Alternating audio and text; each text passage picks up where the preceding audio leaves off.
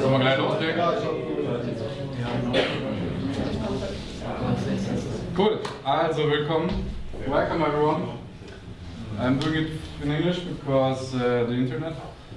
And I'm very, very sorry for being late. Today we went into the wrong train in Hamburg and we ended at somewhere in northern Germany near the coast.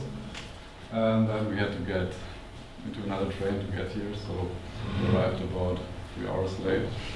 But we were able to compensate almost 2 hours, so we're only 30 minutes late. First of all, I want to introduce myself. I am Tibian, one of the core developers of vvvv, and we recently released vvvv Gamma. And also my colleagues here, sitting here, who just made a workshop. So we made this vvvv Gamma, and we already created to also test our developments one project, and I'm going to present the project to you. It's called We Live in an Ocean of Air. And I'm going into some details of the development and show you a little bit of the patch, how it looks, how the program looks, how it was created.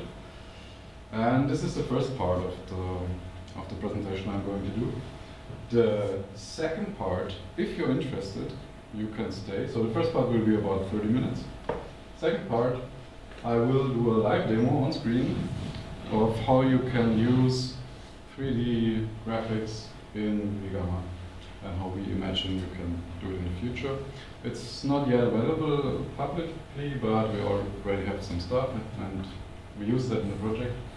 So if you want, stay for the second part and see some nerdy 3D graphics and shaders and stuff like that.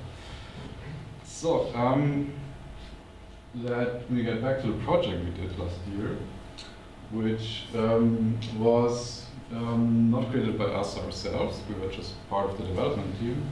It was created by a company or a studio in London called Marshmallow Laserpiece.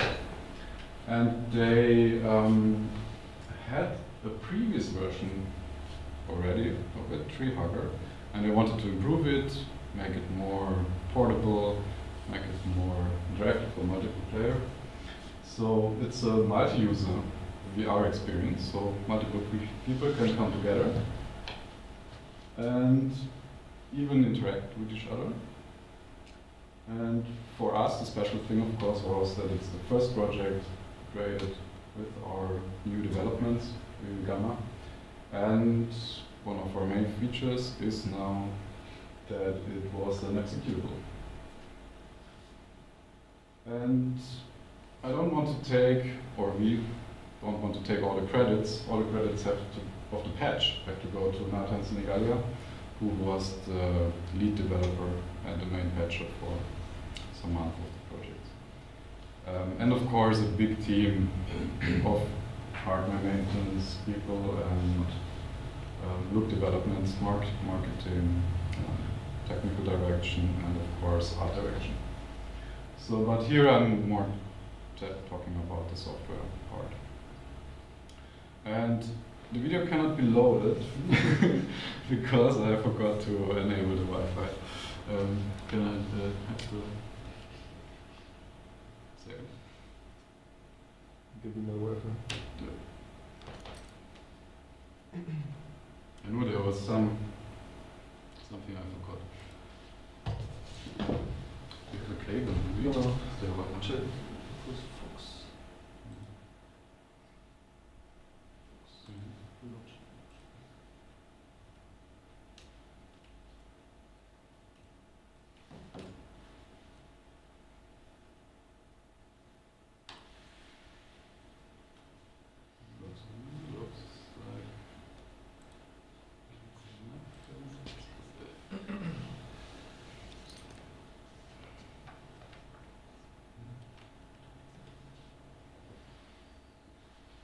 That's the only problem with Google Docs, that you need internet to show videos. So the next one is a trailer of the project, which should load now, yes. Oh, there's something. As you can see, multiple people in one room. And we all share the same world together, which is a virtual world.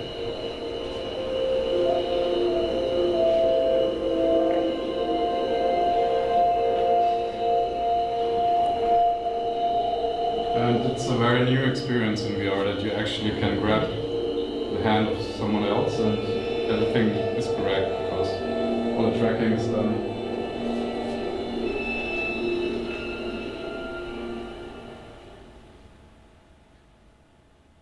The project itself is still running in London. It was opened in December and was planned to run only until end of January, but the reception was very good and the gallery, which is the Saatchi Gallery in London, extended the project 2 times now. It's still running until the 5th of May, so if you happen to be in London, just go there and check it out.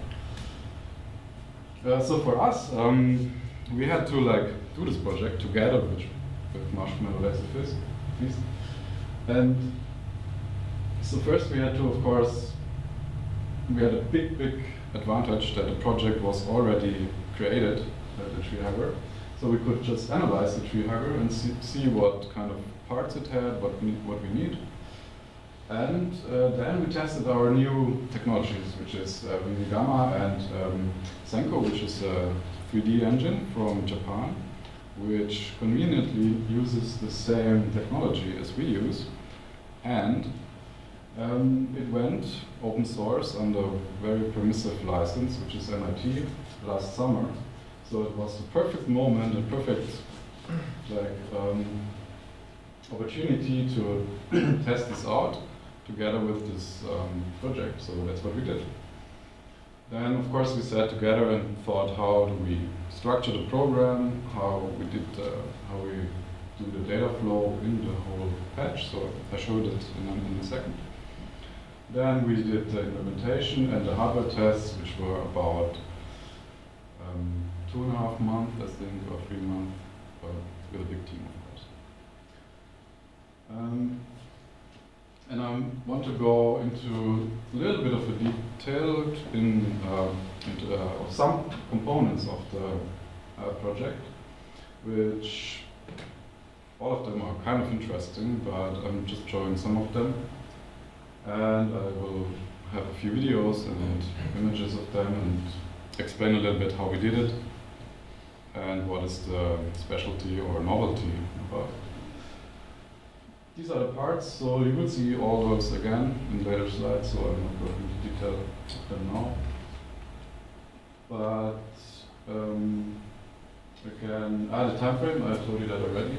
We started in September in Berlin last year, did the port of the tree hugger pipelines into Senko pipelines, which went kind of very well. And then October and November, there was a test setup in London, where they actually had the same dimensions in space and set up the Vive trackers and everything, and they could build and test and develop the application there. Jörg and me, we also went 1 week to London and always supported, together with Sebastian and Elias, the other 2 developers, 1 and 2 today. Of course, we worked from Berlin remotely.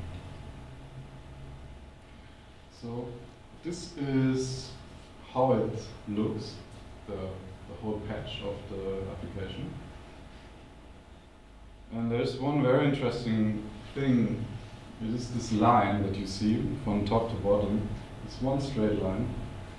And this kind of represents the data flow in this application.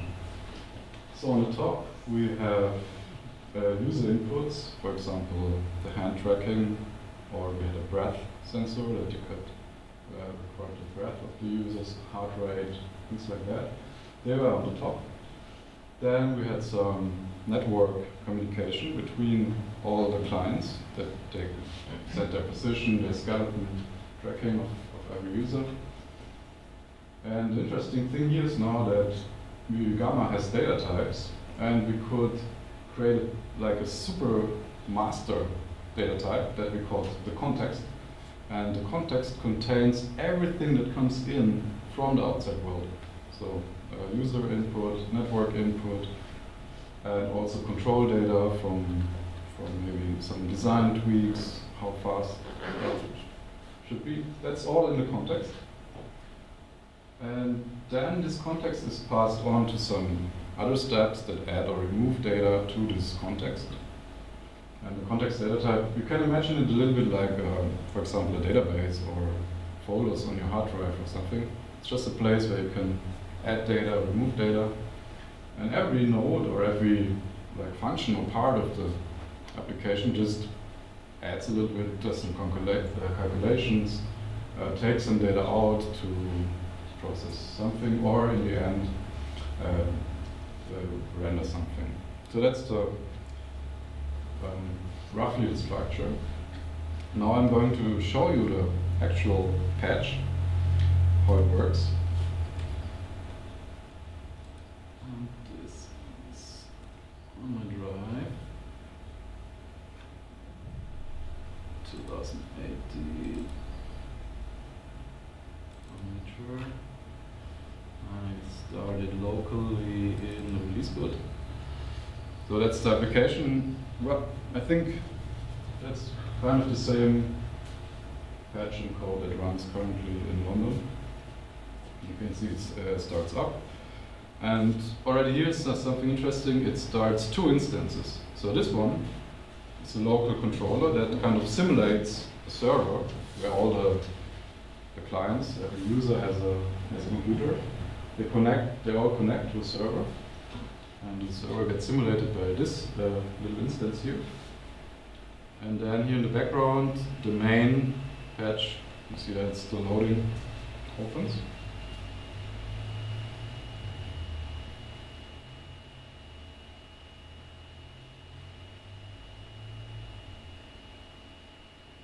And that's the screenshot you just saw. Then it loads timeline and stuff, so we have to wait a little bit. It's live. But already you can see the lowest thing here is the rendering. So this is the output on screen on the headset. The second thing here is the content, so all the renderings, all the drawing. And up here, everything there is like the control, the logic, and the timeline, so they had a story that they wanted to tell. And it's still loading. I think it loads, oh, yeah, we have sound also. I think it's loading like 2 gigabytes of data on the startup. Now everything is in memory. My little laptop is, I think, a bit overwhelmed, but you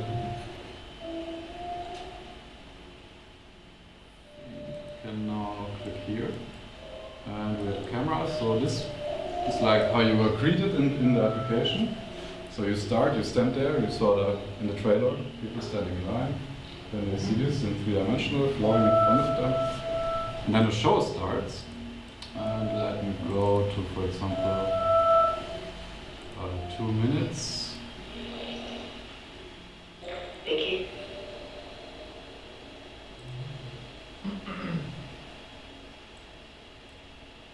And after 2 minutes, you see those blue particles are starting to flow, and they simulate air that is around us. And I'll also show you that in a minute. When you now breathe, you are inside the application, you breathe, you see those blue particles as you breathe coming out of you. Like if you're in a cold winter outside and you breathe, you see your breath. So that was simulated there. You see now the tree faded in. And when we zoom out a little bit, you see the world everyone was in.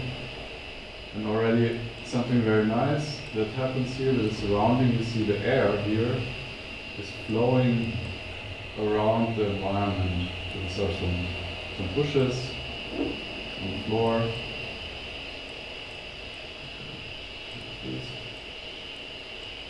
And here you see the tree. That's the protagonist of of the application. So nice. Let's scroll a little further, maybe to 5 minutes.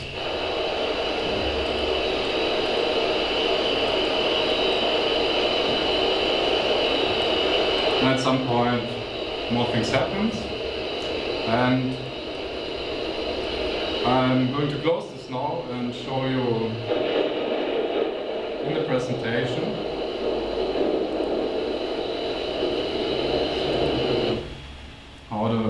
how the main parts or the components of this application were made.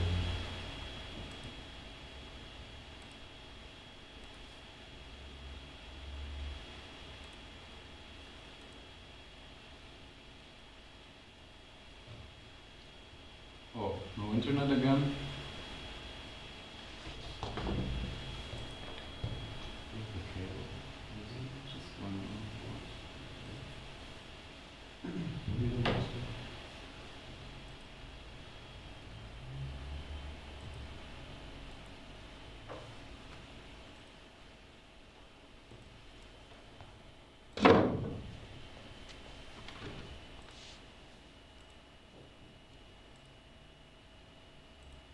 Problem is the Wi-Fi card of my laptop isn't working well.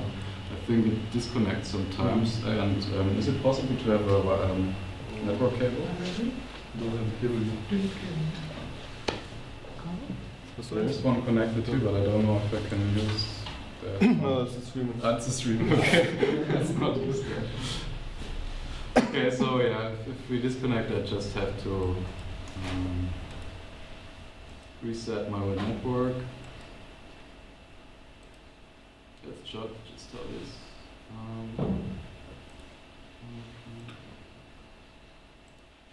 Disable it and create a new word.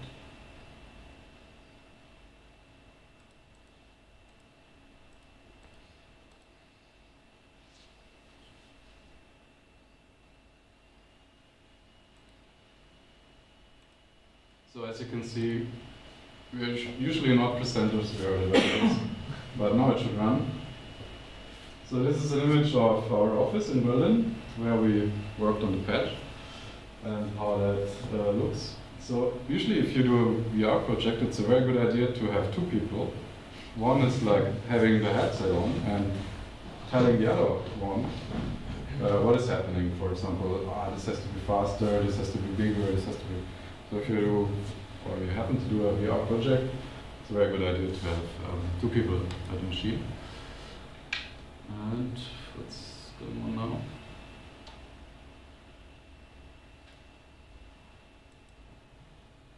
Video.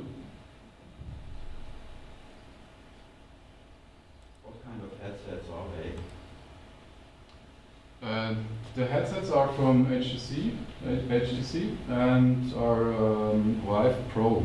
So they're not the consumer version, but the Pro version. They have a bit higher resolution as the normal HTC Vive, and they are more durable. So they have a better pad around the eyes and stuff. So no internet, because this maybe the contract is empty. Don't think so. Oh, we have a cable. That's the perfect solution. Thanks. Now you rely on the university network. That's fine. I think most of the videos I'm going to show are from Instagram, and the quality isn't that good. And I hope Marshmallow Laserfeast, hi if you're looking at the stream, are okay with that. So let's see.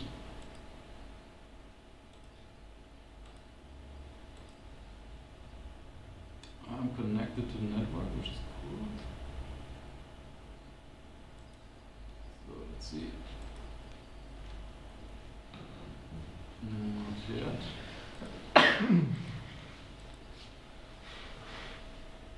Might take a while for the DHPC server. Okay.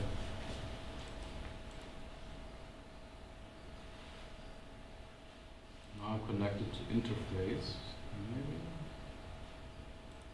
Good now.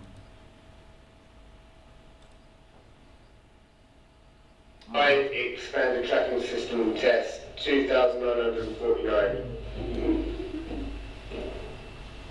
The other side is London. And you see it was a big room where they already set up all the computers and stuff.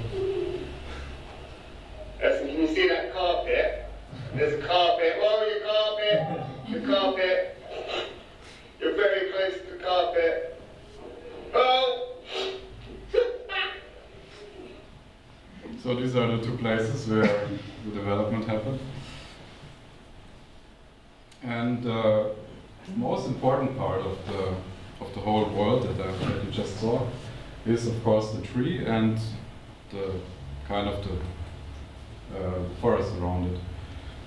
So what you can see on top here is a LiDAR laser scanner, which is a scanner that you put somewhere and it scans the whole environment and gives you like points, distances to itself. And then you have a point cloud, it's like a photo but with 3D positions inside. And the original scan of the tree and the forest is about 3 billion points. So of course you cannot display that in a VR headset, because in a VR headset you have two eyes and you have to render everything twice, so it's a bit performance hungry. So we had to reduce it, and there were many iterations of that. So there's a nice program that allows you to modify point clouds. And in the end we settled for 100 million points that were stored in a very processed and prepared way that you can load very quickly. It's called an octree. And you see that in the image below here.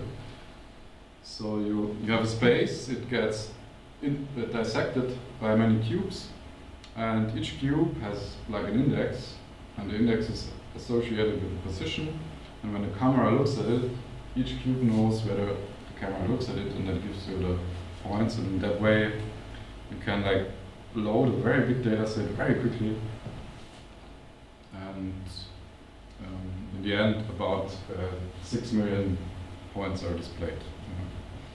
Only from the point cloud. There are other systems. So this is like the environment, and the environment itself is also a kind of a particle system. If you look at this here, you see here on the floor you see raindrops falling on it. So the whole point cloud was 6 million plus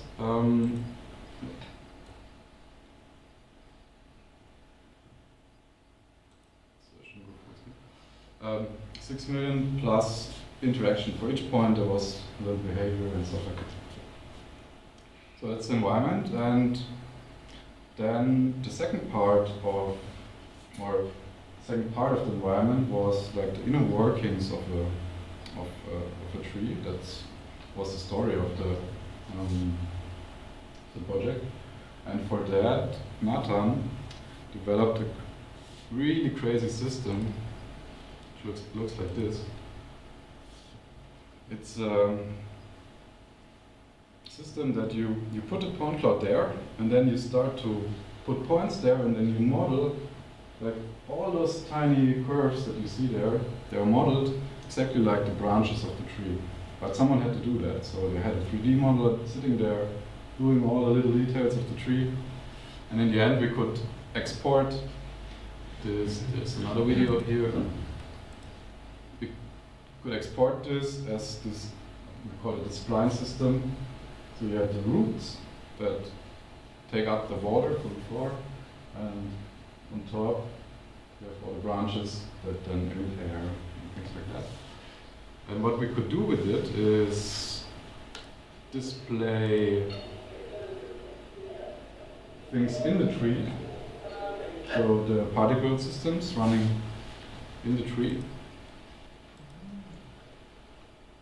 And so if we have all this spline and path information, we could move things along the tree.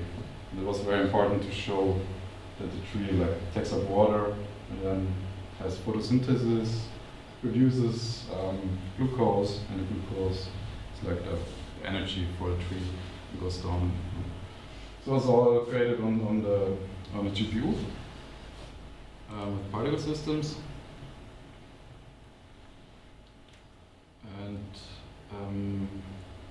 I have to be a little bit quick, so let's go to the next part, which was also, of course, one of the main features of the application, which is the player and the interaction the player has. So for the player, we tried to give them something we call an avatar. So it's a very abstract version of a human also rendered as a particle system. That's roughly how they looked. It's an early development version. That's roughly how you look in VR and how others see you in VR. And you see, what's very interesting is that the hands are very detailed. So for that we had a leap tracking system on top of the HTC Vive. And there we had a lot of details. So we had a very exact skeleton of the hands. And it's very important for, because of course humans are very good with their hands, and if you see a very good and direct representation of your hand in VR, it immediately feels very real, I think. It gives you a very nice reality in the object. So also we had those trackers here on the arms, because when you don't see the hands in front of the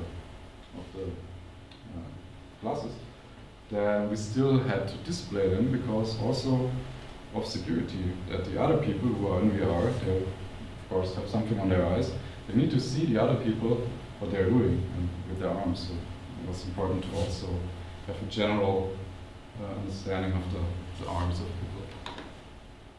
And what was of course necessary for that is a network connection to synchronize every skeleton, every sensor data with the central server.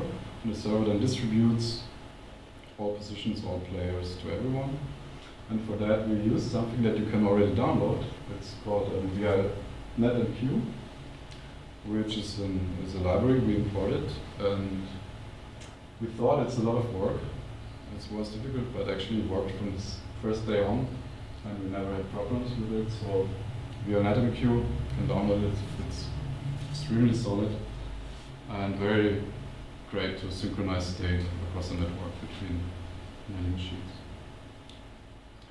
Also, maybe something interesting, we worked with Kiel, who lives in Bhutan, which is in the Himalayas. He created this avatar for us and he prototyped it in vvvv, so we used our former software that we developed, created avatar, also did the shader pipelines and stuff like that, and then we ported it to Senko, which was a lot of work because we used a lot of features, but in the end, yeah, we made it. So, also connected to the player, to the avatar, was a 3D fluid simulation that was also running on a GPU.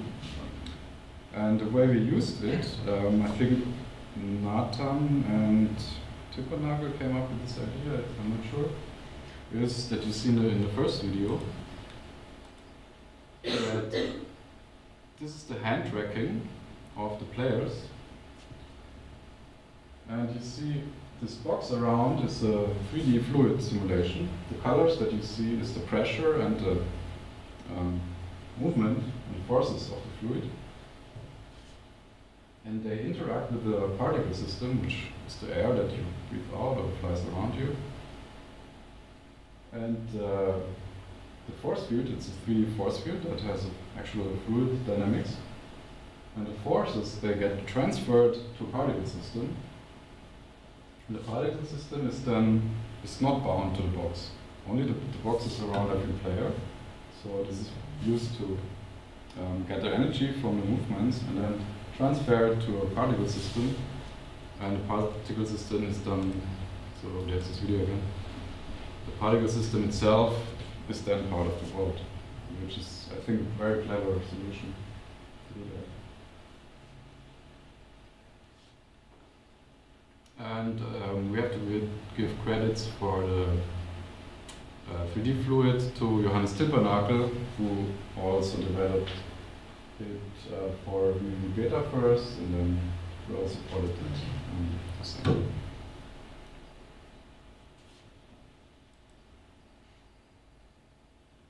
Then we had few other particle systems, and of course the air was one of the most important ones. Is the blue particles that you see flying around. And here's a later version of the interaction. So if you breathe, you can really have fluid or air or smoke-like interactions with all the particles that you see in the world, which is an amazing experience, I think.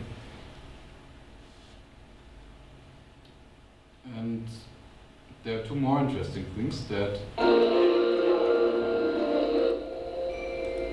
also the tree, unfortunately the resolution is below, the tree was also emitting air, like the oxygen that plants emit. They were also like emitting the air particles, and then you could go there and grab them and just play around with them, with your force field that was around you.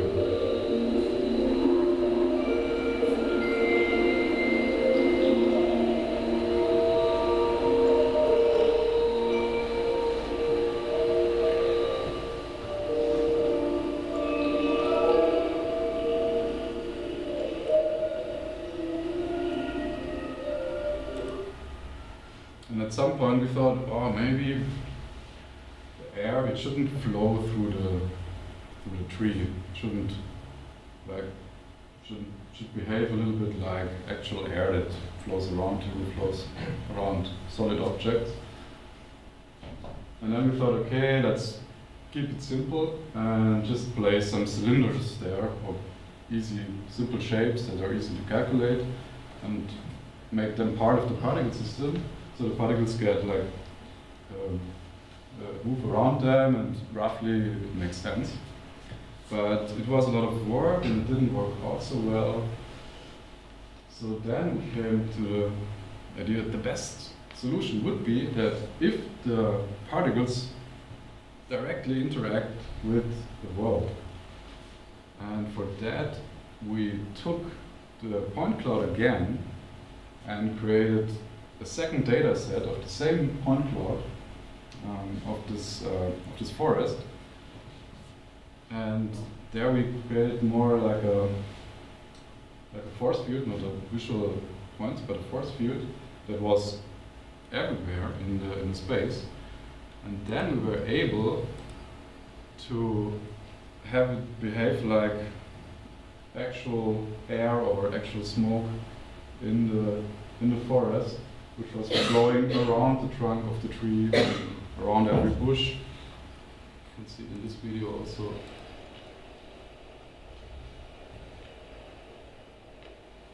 So we were super happy when we saw this, but wow, this is actually working. It was really a crazy experience. So this was the air system, the main particle system. Then we thought, okay, wow, let's make it look a little bit nicer. And so in the tree hugger there was some kind of a fog system that gave you an impression of depth. And if you look at this video here, you see it really makes a nice three-dimensional look. It gives the whole space a very nice feeling of depth, and it's also natural. If you go into the forest there will be fog probably. And it looks very nice on screen, but if you put on the VR glasses and you tilt your head a little bit, the technique, like what game engines usually do, is like they have just flat billboards, and your eye or your brain is so good that you notice every error that happens there. And the first version looked really flat, and if you tilt your head, it didn't work out very good. So we tried many rotation things and tried to compensate or iterate rotations. So we got it to some point where it was usable, but in the end it was too late to put it in the final version. So there was a lot of development going in, I think 2 weeks around. Not every day, but 2 weeks development. It looks very nice. Unfortunately, it's not in the final application now. Maybe it's in the second one. They want to bring the experience to other places. but yeah, really, but happens. Also something that sometimes happens, and it's just like it. Then quickly we needed to script some storytelling during the 10 minutes, I think, to show us for the players, or 15. And we didn't have a timeline in vvvv. And then we thought, okay, everyone likes the cinema 4D timeline, so we developed some system that could over network and voice C values control the patch. Interesting. So that was then in the end saved to file and loaded. In the beginning, that was the thing that loaded so long when I opened the patch, was actually the timeline. And something that you usually don't see when you visit such an experience is that you need some kind of system that controls the whole show. So every computer that is part of the system or the network needs to kind of report its health data to some central instance, and then people who are hired, they are not developers, they're not part of Laserpiece, they have to easily check the status of every machine, need to be able to restart them, and all of that. We also developed with protocol Yorick actually developed, which is called RCP, Remote Control Protocol, which is a system that very easily exposes a lot of parameters, and you can use any programming language. In this case, it's a web interface. So this is the browser that you see here that just collects all the parameters that all the computers send to the network, and then just render it in this data view. And the maintenance people could then see the breadth of every user and whether the machine is still running, restart the machine, or you see this VNC button. If you click there, you get a remote desktop to this PC. So this was also a very important foundation for the project. That you just can leave it alone. People are able to maintain it with very easy and simple interface. I think that's the last part of the project I wanted to show. And the last thing is the conclusion. So why did we do the project? Of course, we wanted to test vvvv, our new software, and it was really a very nice experience, I have to say. So you can really already use it. It was very stable, almost no crashes, sometimes because of hardware or we did something wrong. But the software itself was really stable. We are super happy with it. And so we are confident to tell everyone, okay, now you can really use it. It's really, we developed it for a long time. It wasn't used in a bigger project, but we did one and it went super well. So we're super happy with it. And also the Senko, our 3D rendering engine that we want to use, was also a very good experience. Has amazing performance. It is multi-thread rendering and everything. And during the project we did many practical and very useful developments for this library. I'm going to show this after this presentation. If you're interested, you can stay. And of course there are not so great things, and Chris also asked this, how does it work if many developers work together? Of course you need to have a version system for your code, for your patches. You need to have many people commit to one server, work on different parts of the application. And there sometimes it was tricky to merge two workloads that people did on different on the same file. So it was a bit tricky. So something we have to work on. But if you do sketches, you shouldn't run into this problem. Okay, so this is the experience we had. Did I forget anything? You want to add something? All good. If you have any question or so, please ask. If not, let's maybe make a pause in 5 minutes maybe. And I'll start up Yotsenko and you can see the 3D rendering technology that was used. Yep. And the same for each part. You use just the timeline and the graph, the animation graph, to influence things in the animation, Yes. right? You didn't do. Okay. So you're asking about This, how we did this. There was a custom Python script for Cinema 3D that you could work with the timeline in real time, so you could send it over network to the clients, so they all did what was coming in, the data was coming in from the network. And then we could press a save button, and it saved the whole timeline, all the values, everything, to a huge XML file that was then put onto each machine. And during the show, the machines just had a time input and what their time. It was a custom development. And I think doesn't make sense to make it public because it was very specific to the project. In terms of the VR system, was it a wearable PC? Ah yes. With a battery pack or? Yes, I think there's one image I didn't show. Here you see a little bit. Yeah, so every user got a PC on their back, and the PC was from HP. It was a powerful little machine for gamers. And then the VR headset is connected to it, so you're very mobile and you're totally free to go around. How long does it run? How long? Yeah. You mean battery-wise? Battery-wise, yeah, like an hour or two.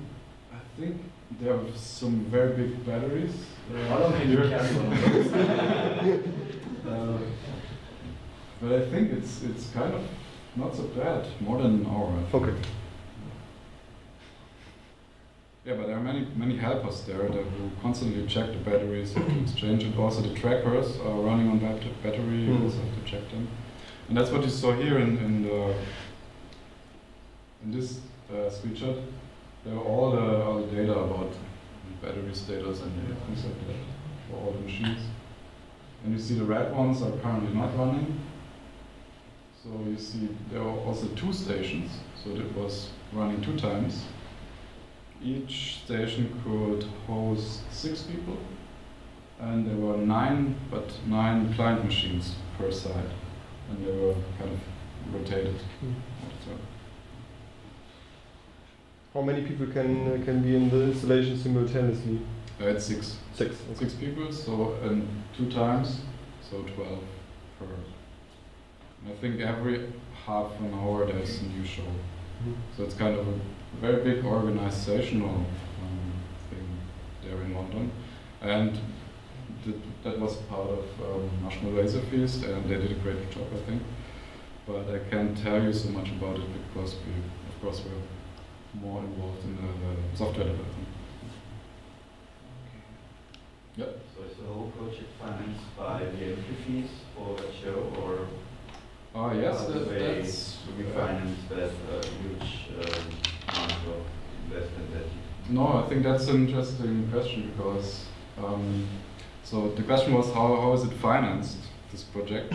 And I think Marshmallow Laser Feast has a very nice position that they're kind of famous in London, and maybe you've also seen a project of them.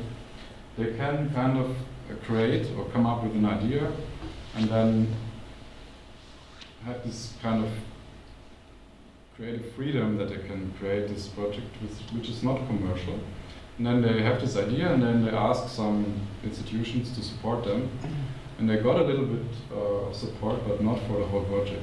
I think HP was helping with the computers a little bit, also HTC was helping a little bit. But in the end, they had to invest a lot of money themselves into it. And yes, it's right, they are trying to get all the investments they did for the project from the entrance fees that people pay. And I'm not up to date about the numbers, but I think it's not a super commercial project. It's not like they make huge amounts of money with it. It's more, they really like to do that. And I think You the spent a content. lot of time in that project. You have to earn some money. I'm not sure how they do it exactly, but it's interesting. Just maybe ask them. They're super friendly guys. I have 2 more online questions, Oh wow! or maybe okay. 3. Have you had to use disposable masks for the wife? Like That's also a question I would direct to Marshmallow because I think. okay, yes. more interesting. Also interested in the use of external timeliner. Is there anything coming in Gamma, or are we still bound to other software? That's a loaded question. Is there any timeliner coming? Yes. Yes. Yes. The answer is a plain yes. Yeah, plain yes. Yeah, so. Okay. Even more questions? Interests? Comments? Maybe breathing sensor. Is it special with this headset or just Yes, the breath sensor was, I think they looked around on the internet what you can use. And it was a special development. And I think I cut out some slides, but I can show you one slide where you can see the breath sensors. It's this one. Here you can see they did custom developments for the headsets. And they put the breath sensors in here, and you can see it here. It sticks a little bit out from the 3D glasses and tracks your breath, and then you breathe out those air particles. Yeah. Oh, and also very interesting is they had a scent device, which was when you enter the room, it really smells like a forest. So it was really, so it gives you a really nice, because your scent or your nose is very directly connected to your environment. And there was a scent, and during the show even the scent changed. So when you at some point you go up in the tree, you see here in the back, you're in the tree and you move up in the tree, and then the smell gets different, and you have a more wooden smell there, and in the end you're up in the air and more in space, and then there was a different smell. It was super interesting.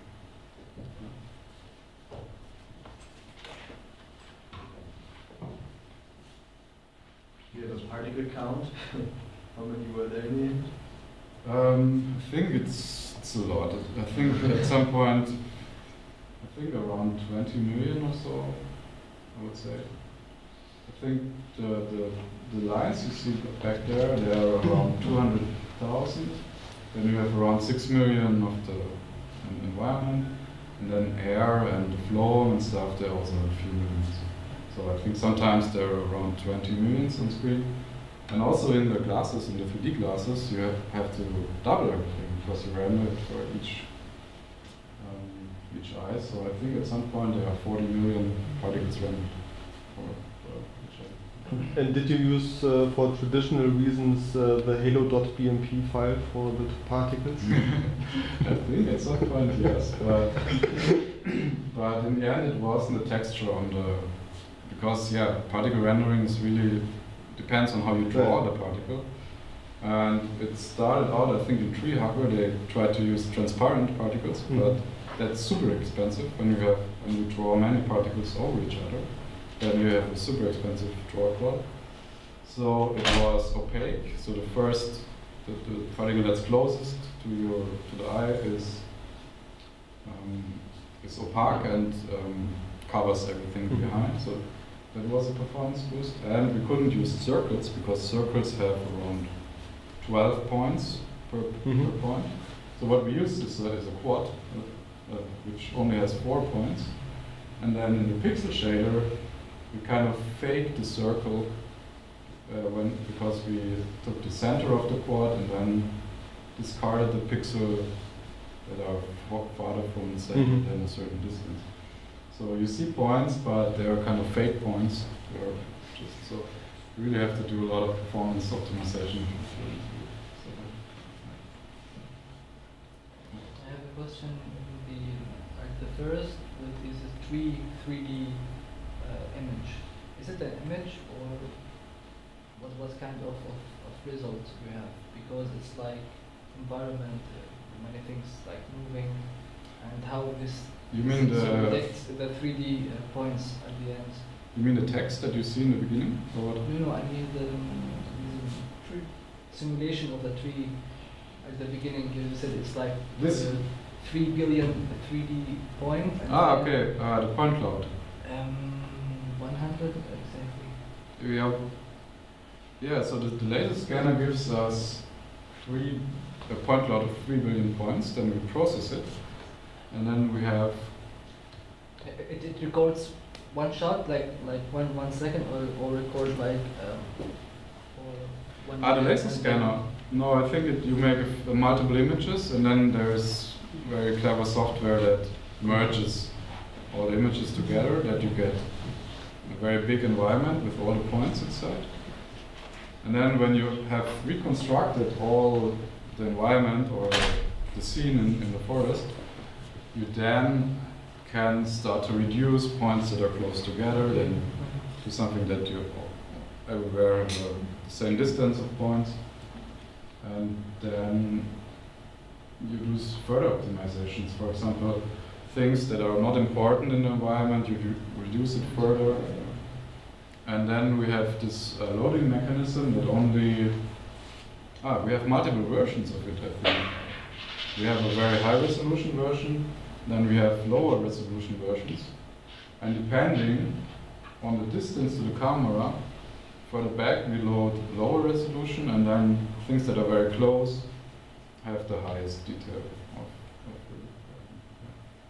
So those cubes give you the information, which part of the point cloud you load, and you have many versions of it, and then you can take, depending on the distance to the camera, a different one.